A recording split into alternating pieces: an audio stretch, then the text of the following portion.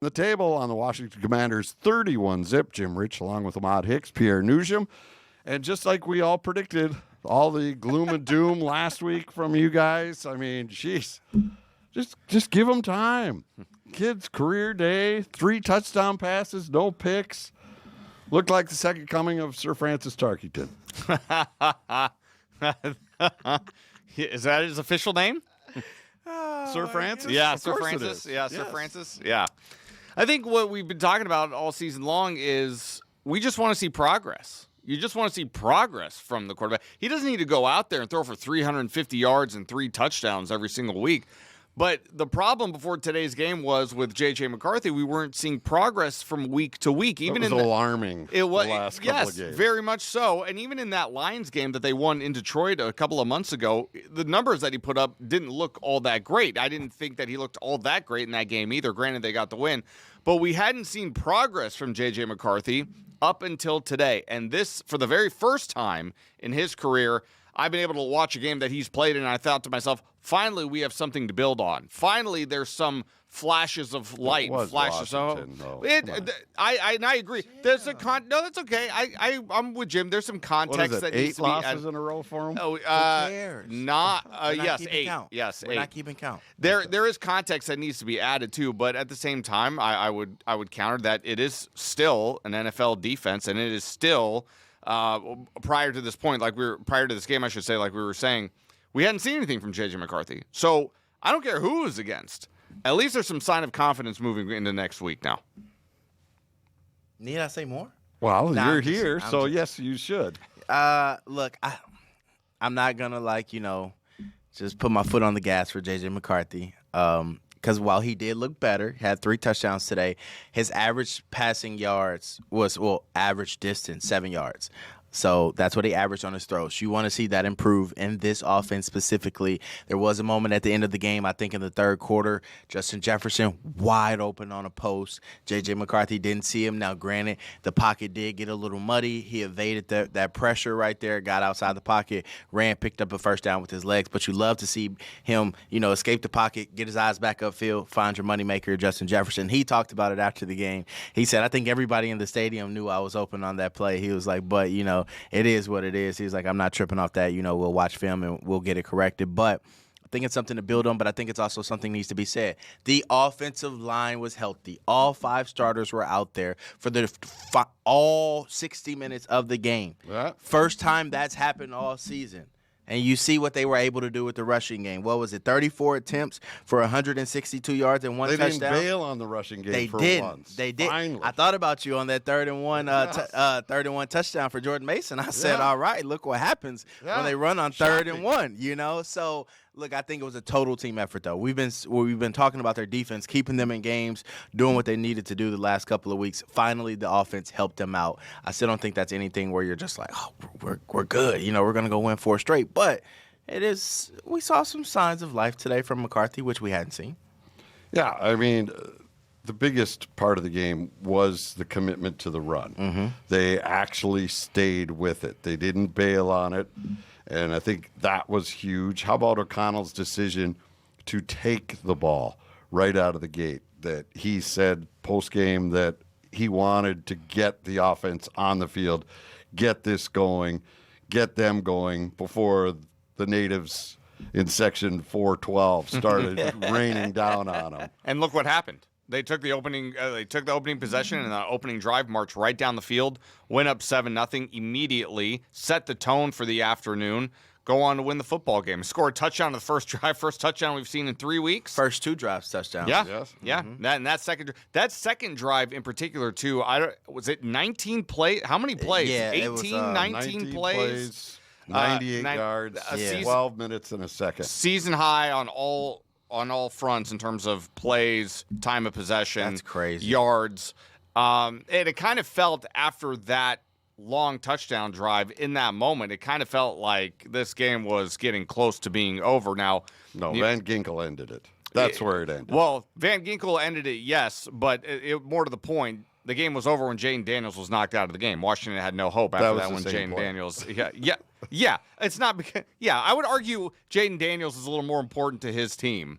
I would kind of make that argument. But like, Correct. but I think that's what you wanted to see. It doesn't have to be explosive and flashy all the time. 19 plays, 98 yards. That's something that we hadn't seen from the offense in the last few weeks, too, was the ability to sustain drives. 12 minutes and 1 second. Couldn't find first downs in the last few Jeez. weeks. That was something that was very encouraging and reassuring, and kudos to Kevin O'Connell for getting it corrected this week and making this offense look competent. That absolutely helps your defense. When they can hold Washington to a 3-and-out, to 6 plays. You know, outside of Washington's first drive where they had 15 plays and then they got stopped on that 4th down, the Commanders had 9 plays total outside of that first drive where they had 15. That's all credit to your offense and being able to stay on the field and give your guys a break. Right. I mean, we'd always say everybody's going, well, the defense, you know, they're giving up touchdowns late. Well, they were out there for 3 extra quarters. This time they only had to play 3 quarters because the offense killed a quarter on their own. Yeah. But that drive tells you a lot of things because when they're that long of a drive, you have to have so many things called. You have to have so many people mentally sharp to not jump offside. We had, I think, 1 false start today. I mean, that's what I think is the biggest thing to take away from that marathon drive is that you have to consistently put play, you know, they talk about stacking plays on top of plays. That's what that drive says to you because they put it together, marched the length of the field, and were out there for basically a whole quarter. Yeah. Without shooting themselves in the foot, which they have done numerous times this season. I think we saw Kevin O'Connell tweak his playbook. I think he heard a lot of the outside noise in his play calling, his indecisiveness in certain situations. I think he went out there with that mentality that we're going to run the ball. We're going to be balanced to help out J.J. McCarthy. And J.J., just pitch and throw. Go make the simple throws. And what I love to see from 9 today was when the corners are playing soft on your outside X or Z receivers, they're giving them 8 to 9 yards at the beginning of the snap. You run a speed out right there. Like, that's on your receiver to get open, especially if you're in man-to-man coverage. And they were taking advantage of that time and time again. They were running what we call like Ohio routes, which was just quick outs or deep outs. They were running those all game long. And I think, you know, that's something J.J. McCarthy has had confidence in, especially when you see your guys man-to-man on the edge, on the, you know, boundary of the field, and then you get a chance to take that one-on-one matchup. So it was just clean pitch and catch football today. Nothing too simple. No 7-step drops with double moves and things like that in that first half. So is that what they eliminated when he said that they're going to make it simple for sure this week for him? What exactly does that mean to the average fan? Well, for me, first and foremost, how many times did you see J.J. McCarthy go up to the line of scrimmage today and yell, can, or maybe change the play or call an audible? I don't recall seeing it one time today.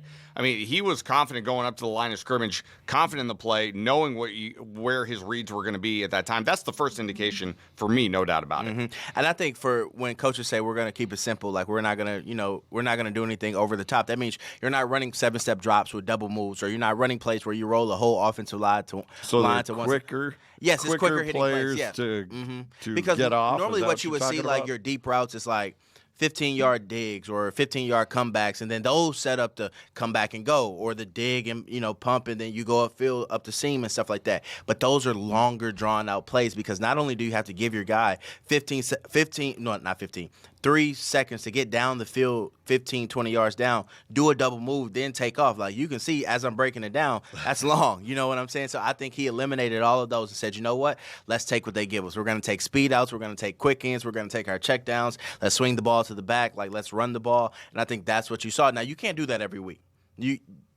Granted, why not? Because the Commanders' defense is really bad. But when you have cover, you guys pooed me when I said it was Washington. I was just joking. Wait a minute. But it is. Well, you can do that There's against context. Washington. There's context. But it's like if you try and run this offense with the team that can just put their best defensive back on both receivers and say, go stop these guys. Don't let them get over the top. Don't let them get all this stuff inside. And then you have guys up front that can generate pressure with just 4 guys.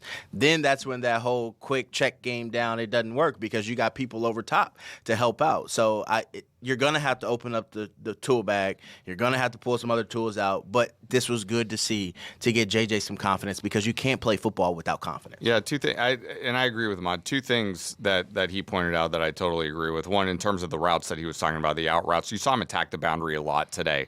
And when you're attacking the boundary, the one thing that I want to see from a quarterback is how accurate you can be when you throw the ball to the sideline. J.J. McCarthy was quite good today throwing the ball to the sideline. There was one throw that he made to T.J. Hawkinson that was broken up, and I thought that was still a pretty good pass. I thought the defensive back made a great play on the ball because that ball looked like it was just a quarter of an inch behind Hawkinson, but for the most part, that ball was pretty much right on the money. I thought it was just a great defensive play.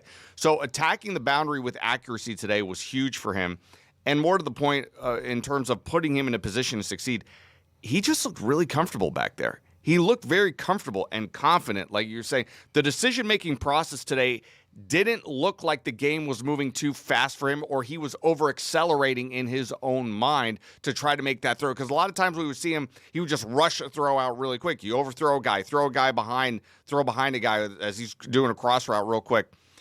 I just thought that he looked comfortable. And that goes again to Ahmad's point of credit the offensive line for giving him time back there to throw the football. But in terms of processing the game today, going from one read to the next, I think today was about as good as it gets so far in his young career. It was a step in the right direction for his confidence, because something my coaches used to always say, like, footballs, there's a lot of stuff that you have to think about, but the more you're thinking about, the slower you're playing. He used to just tell us, go play fast. If you make a mistake, do it going 100 miles an hour. Well, obviously, that's not the mentality you can take being a quarterback and whatnot, because if you're playing 100 miles an hour, it's kind of like Pierre said, you're rushing throws, you're selling, quick checkdowns and stuff to Aaron Jones. You're selling that over his head and whatnot. But I do think that J.J. McCarthy play with that confidence and play like the guy that they knew they drafted in the first round that could lead this team. Now, granted, like you said, Washington Commanders defense, but you can't go out there and play slow if you're the quarterback, nor can you go out there and play confidently if you don't have that internal confidence. And I think that's just something we saw with J.J. McCarthy, because once you hear all that outside noise and everyone tell you how bad you really are, right, and you process that and you channel it and you block it out, you're like, all I got to do is go play football now. Just do the basics and people will be back on my side, and I think that's what he did today. All right. So this makes no sense to me. You're teaching him footwork. You're teaching him proper throwing techniques. And then you just say, scrap it, just throw the football. Why the heck did we even bother teaching him if he didn't have one terrible throw today? Yours was the only example that really was, and that wasn't bad compared to what we saw where things were going 10 feet over people's heads and I think that was just people. And I think that was just a scapegoat for Kevin O'Connell and the answer that he stuck with. And he brought up mechanics, and he was the one who would bring it up every week. And then because he kept bringing it up, well, now all the beat writers are asking him about JJ's mechanics and all these, fine detail nuances. And it's like you put a lot of trying to be on Dancing with the Stars or something. Here's your footwork. It's like, to a certain extent, I get where he was going, trying to protect his young quarterback and just talk about not big things that we could talk about, go look at in film that other teams are starting to notice. I think he was just trying to be like, oh, this small thing, just work on his details. But then you start doing that, it gets into the back of his head. Now everybody in Minnesota is thinking like, oh, this guy doesn't have the mechanics or tools to be quarterback and things like that, when in reality, Kevin O'Connell said last year J.J. McCarthy was right there where he needed to be, just needed to clean up just a couple of things with his footwork and whatnot. That's all he had to do. I think Kevin O'Connell put that unwanted pressure on his young quarterback because he was the one who kept bringing up his mechanics, his footwork, the technicalities of everything every single week. And then reporters are like, well, you open up Pandora's box, we're going to ask you a question. It's all about playing football. It's all about pitch and catch. That's what it boils down to. Some quarterbacks take 3 to 5 step drops all the time, have perfect framework. Some quarterbacks don't. You know what I'm saying? You got there doing what you were doing. So clearly it worked good enough to get drafted in the first round. So I don't think you needed to change everything like people kind of were made out to believe the last couple of weeks. Yeah, but I don't know. There's still something weird there because you should still be able to throw a football, even in the game. Like, if your coach told you something to do in a game and it's not working for you, I'm assuming you would go back to what you were doing before. Yeah. So you'd think McCarthy would just say, forget this, I'm just throwing it the way I know how to throw it. Before we had to go through this and have a whole week and concussion protocol where we could sit with them for another week and just say, okay, just go back to who you were from Michigan, apparently. I mean, what does that say about McCollin and the coaching staff here? I'm not exactly sure. They ruined the kid. And what was I can just see the comment. What was one of the first points that both of you brought up today? how efficient the running game was today. Yeah. Yes, that's the key, running the ball. If you go back to his days in Michigan, and this is where I think it's a little – I don't know if it's unfair to criticize him for being in a system in Michigan that really relied heavily on a run game with Blake Corum and just the ground and pound style that they made. In Michigan, defensively, they were so good. They were up, 2-3 scores by the time the third quarter would roll around. They didn't have to do much, and that's kind of the system that he played in. I don't know if I'd say he's a victim of that, but I don't think it's any coincidence that he played his best game of the season coincided with one of the best games they had all season long running the football. And when you're putting it in your young quarterback's head, what was that? Who's making noise around here? It's like we got like a ghost in this studio right now. Some of the things I'm hearing. I heard it. Anyway, sorry about that. I don't know what is going on outside our door. Yeah, for people who aren't watching and listening, sorry for that. But in terms of coinciding with how good the run game was today, we've been waiting for a game like this all season long. And then Max wanting us out of his studio. Yeah, shout out to Max. And Adam. We've been talking about all season long why this team would not be a little more balanced, and I hesitate to use that word really, because if you're really good at doing one thing like running the ball, then keep running the ball. I don't need you to throw the ball. I don't need you to have exactly 30 pass attempts and 30 rush attempts. That has not been O'Connell's offense. I know, and that's he's a guy who does not embrace the run. He would rather flip it to you on 3rd and 1 over the top than have we a saw power last week. Exactly. Yeah. Right? I mean, that's his MO. His offense is predicated on the quarterback, not on the running back. I think what we're seeing is Kevin O'Connell maturing a little bit and having to realize, like, what? I agree. I don't have that. Everybody was screaming at him. Yeah, absolutely. And he knew they needed to get in the win column. And it's like, all right, if my plays aren't working, my 7-step dropbacks, my double moves to get these elite playmakers to ball in space not working, I got to dumb it down. And T.J. Hawkinson and Aaron Jones kind of got caught in a trap this week when they were talking about how they had to take some things out of the playbook. And obviously that's not something they enjoy doing. They want it all, the kitchen sink thrown at them. But do what you got to do to win the game. And I saw somebody say on X today, my God, why did it take Kevin O'Connell this long to dumb down the offense for this guy? Right. And it's like, look. I think it's a fair question. And it is a fair question, but it also does a disservice to everybody around you. And I think it's sometimes you're like he said, like sometimes you got to go out there and you got to go play football. Like, and we got to see what we got in you. So it's like we can't dumb it down this whole time. But it's like, because it's kind of like, you think about it in terms of like. If you win, who cares what your playbook is? Understandable, but if you were trying to, it's again. I go back to it's not a developmental league. You have to figure out how to win on every Sunday, and if your opponent gives you this, then you better stick with it, even though it's not your favorite play. If you're dumbing down your playbook, all right, so I'm going to break it down in layman's terms, like how installs works. Like, so you start out, you got your base play. So I don't know how many base plays they have in the NFL. In high school, college, for us, it was like you got a set of 15 plays. And then you just expand off those 15. You gradually go to like 30 to 45. So you got 45 plays. And then each week you're just building like add-ons, tags to this. So when we call this is a check to this, etc. We're in the NFL, you got a ton of plays. And think, if you slim it down to just your base plays, 45 plays, whatever the case may be, guess how hard it is to prep now. I mean, to prepare for your offense when you're the opposing team's defense. Like, they're like, oh, when they go to this formation, it's 2 wide here, we know what's coming, blah, blah, blah. So you can't dumb it down too much because this is still the National Football League, and these guys get paid millions of dollars just like the offense does. So you have to have those tricks, those motions, those new formations to run the same play and stuff like that. So you didn't see what we normally see offensively. And I think when you did see like the deep shot that Kevin O'Connell drew up for Justin Jefferson, he missed it.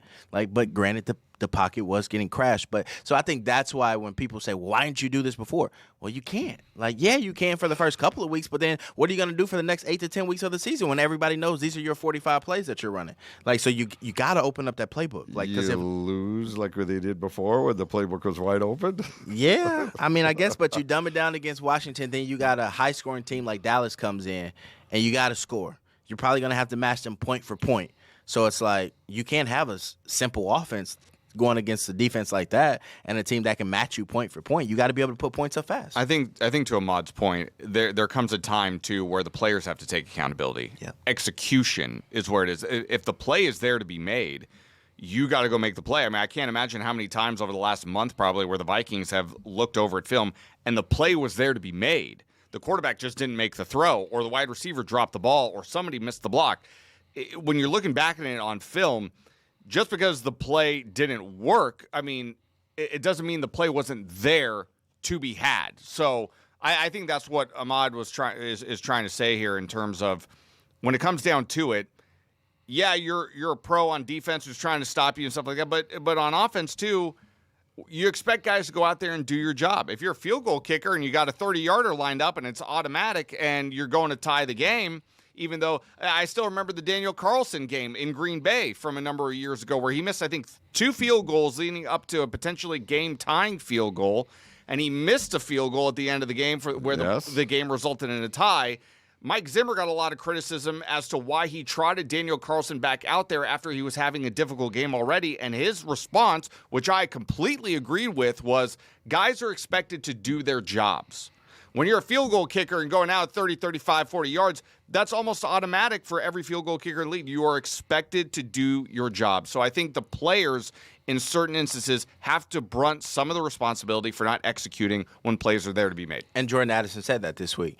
He was asked, they said, do you say anything to J.J. McCarthy amid his struggles to help him get back on track? He said no. He said he already has enough people in his ear consulting with him, telling him what he needs to do. He said, our job as receivers is to get open and catch the ball. He said, and if we start by just doing our job, I think that makes things simpler for J.J. McCarthy. And in some of these losses that we saw, granted, Kevin O'Connell was dialing up his plays, and they were there. And sometimes J.J. hit the guy, and they didn't make the catch. Or other times J.J. missed the guy. He didn't make the throw. So it's like, you can finger point a lot, but I think, as Pierre said, it all boils down to execution and why you don't limit your playbook as an offensive coordinator or a head coach. Because imagine the message you're sending to your guy, Jordan Addison or Justin Jefferson, when you say, hey, we got these digs and goes for you. We got these post corners for you. We got these corner posts for you. We got all these double moves for you. But guys, we're just going to run speed out, slants, and just stop routes so you guys can just get the ball, and it could just be really simple for J.J. McCarthy. They go look at you like, how long you think we about to do that? Like, that's not going to win games around here. So you that's could tell Hawkinson's answer this week. Yeah, exactly. Where you he remember said, that one? Where he was like, we don't like he this. He really did want Yeah, I mean, because it's like you look at basically 50 plays that you can run when you dumb it down, and then you look at like 120 tags. That's like, man, if we could just do that, get to a double move and protect him a little bit, we can go out here, we can do this play. Oh, they can't stop this play. But it's like it all boils down to, can your offensive line block for 5 to 6 seconds? Can your quarterback decipher a defense and hit the open man? Can your man catch it? It's a lot that goes into successful offenses and explosive plays like we fans love seeing. All right, Justin Jefferson, 2 catches again this week, 4 targets. What has to happen there? To be honest, in terms of like taking a broader scope of things and a bird's eye view, what has to happen is defense needs to stop trying to double team them. Exactly. That's what needs to stop happening, because I think defenses are keying in so hard on him. They are so afraid of letting 18 beat them that they're throwing everything in the kitchen sink to make sure that they make other guys beat them. We saw that happen today with Josh Oliver, with TJ Hockenson, Jordan Addison. We saw that happen today. I don't think it's anything that Justin is not doing or J.J. McCarthy is not doing. Of course, they want to try to get him involved and get him active in the offense. But there was one there was one route that I can recall where they were in the red zone and Jefferson ran a post back into the back corner, and he was double teamed like almost right away. It was on the you're talking about on the Josh Oliver second touchdown. I think yes, I believe so. There was another one too. If I'm not mistaken, JJ rifled one into Jordan Addison's hands, like near the goal line, and went right through his hands. And I know the play. Yeah, Jefferson took right one guy. him. Jefferson took one guy away, and he was double teamed in the back of the end zone. So I mean, these defenses just are refusing to let Justin Jefferson beat them. And I don't think what people realize, because if you go back and you watch the tape on Josh Oliver's second touchdown, Justin Jefferson had an over route. And so he's man-to-man. At least that's what you think. But you don't see the safety on the other side that's coming to meet him, like in the middle. Like, look, you think you got him open? I'm backside. I got you. Then on the fourth down play, when they went to T.J. Hockenson for that touchdown at the end of the game, Justin Jefferson, again, doubled up. You got a safety right here, and then you got a corner eyeing him up. And it's like you got 2 guys out of 11 dedicated towards one. So when people talk about, well, what can you do for Jets? Look, man, it's hard enough being a rookie quarterback. Then you're talking about trying to force feed Justin Jefferson the ball because he's doubled, if not triple teamed, on a majority of routes that he goes through. And I've been a firm believer in this dating back to my high school days, watching teams in college, even young quarterbacks in the NFL. When you have a superstar wide receiver, I think that stunts the growth of young quarterbacks all around. Because you know why? You know what everyone's saying? Get the ball to 18. It should be so simple. All right, well, now I'm throwing into double and triple coverage all the time and stuff like that. And then instead of just taking what the defense gives you, dink and dunk here, throw to the open man. All right, yeah, everybody may have 15 catches. My best player may have 1, but we're moving the ball. It's when you start getting fixated on, all right, pre-snap read, all right, we got single coverage over here to Jets. I'm going to him. Like the pass he threw to Justin Jefferson after he missed him on a wide open play. They took a shot. They called up a play action pass. He threw a fade ball to Justin Jefferson. Granted, it was one-on-one coverage, but that safety was already over the top of Jets. So if that safety just gets his balance and is a little more athletic, that's an interception for J.J. McCarthy because he had predetermined already he was going to Justin Jefferson because he needed to make up for missing him on that touchdown. So that's when young quarterbacks start to get in trouble, when they start to lean on those go-to receivers instead of just taking what the defense gives them like J.J. McCarthy did today. And sometimes your star doesn't get the ball, but that's because he's being covered, not because your quarterback can't find him. Okay. So where are we at? How big a victory is this for the development of J.J. McCarthy? Because now you're saying, well, they got to ramp this up. They can't stay simplistic. They've got to be deeper into this. So is this step 1? Is this a half a step? 3/4 of a step? Did he take 2 steps forward today? Baby What steps. did he do? Baby steps. I mean, well, and here's the interesting thing, because when you look ahead to next week and you're playing Dallas, as good as Minnesota's defense has been over the last few weeks, who knows if Dallas is going to be playing without CeeDee Lamb yet or not. But Brian Schottenheimer and that Dallas offense has been one of the best units in football season long. So you are going to have to score to keep up with the Dallas Cowboys. And to Ahmad's point, you can't. You're doubting Flores' defense? I'm not. You think he's giving up points left I'm not. and right? I'm not. You just said they got to score next week to win. I'm not. They put 31 on the board this week. How No, I many think more what did he's he get? saying is if the Vikings offense doesn't go out and score, Yeah. you got to be able to. You got to score. It's not going to be. I don't anticipate seeing a 19-13 type game next week. And if that is the case, then if that's the final score, my guess would be that Minnesota would be on the losing end of that. Now, I know there are holes. Doubting Flores. I know there are holes on Dallas's defense. However, they have I'm been in your better corner, since Brian. the trade deadline. But And they've been terrific in stopping the run since the trade deadline. they have been. I know that they had a tough game in Detroit the other night, but Detroit's offense, again, another top unit in this league. But I think it's baby steps for J.J. McCarthy, but it's a constant prove-it league. You have to prove it week in and week out. You had a good performance today. Okay, can you do it again? Mm-hmm. Can you do it again next week? So that's why I say it's just baby steps. And we've talked about this over the last couple of weeks. The rest of the season is all about the progression of J.J. McCarthy. Stop thinking, if you win next week in Dallas and you're 6-8 and maybe you're 2 games out of a wild card, don't do this to yourself. Don't do it to yourself. Don't do this to yourself. Yes, we're going. Accept the fact that the postseason is out of reach for this team and concentrate on the remaining handful of Never games. over. Concentrate that remaining handful of games on the progression of your young quarterback. I think it was a step forward today. Baby step forward. There's still a lot of things that J.J. McCarthy needs to show people that he can do better, because he's put a little bit of stuff on film where people are like, oh, he can't do this, he can't do that, he can't do that. So according to some fans at home, there's not much he can do. So it was a baby step forward. All right, you played a bad team. You played a team with the 7-game losing streak, a game that you should win, but all the network analysts didn't think you would win because they pretty much have written off J.J. McCarthy. I saw a guy with the NFL Network come out and say that he's done, hadn't seen enough, need to go get a backup veteran quarterback. He's done. Like, it's like, dang, 6 games. All right, that's all you got for him. So it's like, but it's a step in the right direction. But as coaches say, you're only as good as your latest game. So yes, you were good this game, but how can you follow that up on a Sunday night primetime matchup if you don't get flex? Like, that's where going to be all of America's watching. So all of America already thinks you're this bad, horrible quarterback. Can you go under the lights when the stage is possibly the biggest it's ever been for him, going to Jerry's World, playing there in Dallas, and having to play in that game with those lofty expectations? Can you follow that up with what you did today? So baby steps, but it's good for the offense. Everybody gets to go home smiling today. No one gets to go home and have to hear from their parents that came to the game like, hey, man, how y'all really feel about J.J. McCarthy? Tell me how you really. No one has to hear that today. So I think that's good for the players. That's good for their morale to go back to work knowing that they'll have a tougher game. But I know if one guy's going to be ready, it's going to be Brian Flores. He's going to be ready. He's going to be ready to take away CeeDee Lamb if he plays, or George Pickens, and, make the Cowboys run the ball, which is something they haven't been able to do the last 5 weeks. So it's going to be a good game. And if that offense showed up today, they have a chance to win. I'm not saying they win, but they have a chance to win. All right, before we get out of here, we do have to talk about Flores' defense. This guy Phenomenal. Continues to just smell out everything that other teams try to do. And, it's pretty crazy is what they do. Even when the offense has struggled in this losing streak, they were not the problem. Never. No, and we talked about it with the offense in terms of players being there to make the plays that are there to be made. If you're a quarterback in this league, I would think long and hard about throwing laterally to Andrew Van Ginkel's side. I mean, the guy's just got that. The guy's just got that play cornered. I mean, they might as well name that play after him, whatever play you want to call it. But yeah, Brian Flores we've been a big advocate of him since he came over here.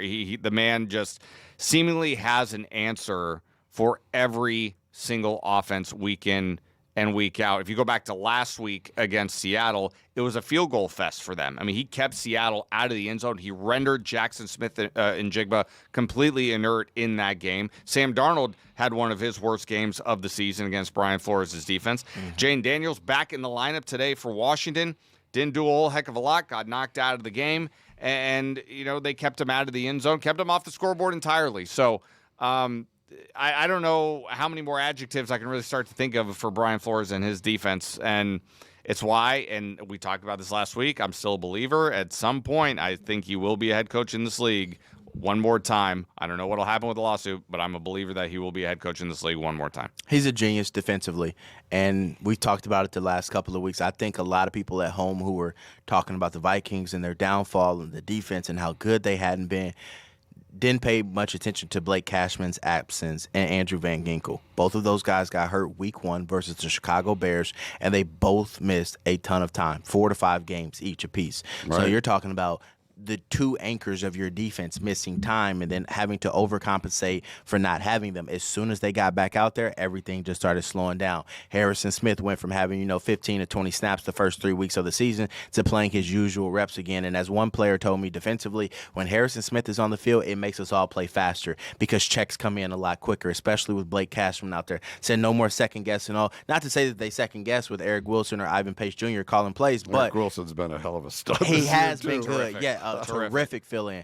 But that's why he unseated Ivan Pace for that starting linebacker spot inside. But, yeah, I think having Cashman, having Harrison Smith back there, it makes this defense play with more confidence. Now they can get in their checks a lot faster. They can disguise a lot more and then just go play football. And so, look, the defense has been standing on their heads all year. It had been the offense putting them in terrible situations where they had to defend 25 yards, and it was inevitable for them to give up a field goal or a touchdown. When you see what happens when the offense can sustain drives, eat up some time of possession, and stay on the field. This is a good defense. So next week, 31-0, Minnesota over Dallas. We'll talk about that after the game, right? If CeeDee Lamb doesn't play next week and it's only George Pickens out there and Kevontae Turpin, I'm putting my money on the Vikings to win that game. Putting my money on the Vikings to win that game. And speaking of putting money on the table, is that your way of asking me who I think is going to win that game next week? yes. I think the Dallas Cowboys will win the game next week. I think the Dallas Cowboys will win the game next week. I have more confidence in them offensively than I do Minnesota, even though it was a good performance That's today. The line. Where are we now? Bottoms. Oh, 6.5. Oh, he made me put some on the table. 6. Well, I like. Although, always bet responsibly. Or don't bet at all and save your money. What he said. I do like Minnesota plus 6.5 in the early going. I think the money will trend toward Minnesota plus 6.5 and move that line just a little bit down. But I do like the Dallas Cowboys to win the game. All right, that'll do it for us. Your Minnesota Vikings are on the trail to the postseason. They win 31-0 over Washington. Nothing can stop them now. For Pierre, Ahmad, I'm Jim Rich. We'll see you next week.